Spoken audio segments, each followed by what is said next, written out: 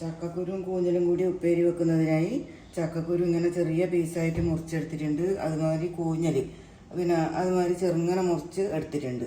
അപ്പോൾ ഇനി ഇത് രണ്ടും കൂടി നമുക്ക് വെക്കേണ്ട പാത്രത്തിലേക്ക് ഇടാം.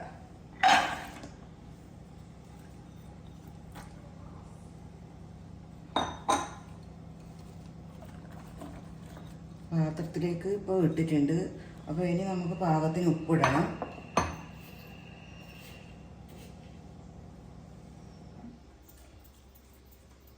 ഉപ്പിട്ടു. ഇനി മഞ്ഞൾപ്പൊടി ഇടണം കുറച്ച്.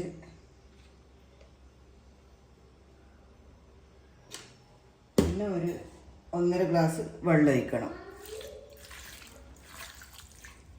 അത് ഒഴിച്ചതിന് ശേഷം നമുക്കിത് വേവിക്കാൻ വെക്കാം. ചക്കക്കുരുവും കൂഞ്ഞലും ഉപ്പേരി വെക്കുന്നത് വെന്ത് കിട്ടിയിട്ടുണ്ട്. അപ്പോൾ അതിലേക്ക് നമ്മൾ പിന്നെ കുറച്ച് തേങ്ങ, ഒരു 1/4 കപ്പ് വരെ തേങ്ങ ചിരകിയത് ഇടുന്നുണ്ട്. പിന്നെ ഒരു കറിവേപ്പിൻ്റെ ഇല ഇടുന്നുണ്ട്. ഒരു 5-6 വെളുത്തുള്ളി അല്ലി ചതച്ചത്, പിന്നെ കാന്താരി മുളക് ഒരു 4-5 എണ്ണം ചതച്ചത്, അതും കൂടി മിക്സ് ചെയ്യുന്നുണ്ട് ഇതിൽ. എരിവിന് വേണ്ടിയിട്ട് കുറച്ച് കാന്താരി, പിന്നെ ലാസ്റ്റിൽ വറുത്തിടുന്നുണ്ട്. അപ്പോൾ ഇതൊന്ന് ജസ്റ്റ് ഒന്ന് എന്നിട്ട് ചൂടാക്കാൻ വെക്കാം.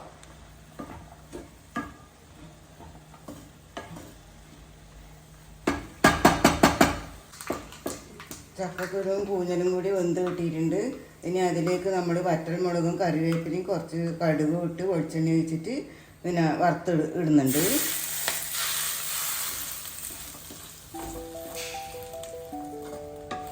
അപ്പോൾ നമ്മുടെ ഉപ്പേരി റെഡി ആയിട്ടുണ്ട്. പണ്ട് കാലത്ത് നമ്മളെ ഈ ചക്ക, എൻ്റെ എല്ലാം ചെറുപ്പത്തിൽ ചക്ക എന്ന് പറഞ്ഞാൽ എടുത്താൽ ഒന്നും അതിന് കളയാനുണ്ടാവില്ല.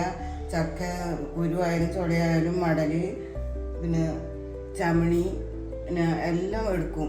പണ്ട് കാലത്ത് അരിയെല്ലാം കിട്ടാൻ കുറച്ച് വിഷമമാണ്. അതുകൊണ്ട് ചക്ക തന്നെയാണ് തിന്നൽ. അപ്പോൾ ഇപ്പോഴത്തെ കുട്ടികൾക്ക് ഇതെല്ലാം അറിയാൻ വേണ്ടിയിട്ട് ഞാൻ പറഞ്ഞതാണ്.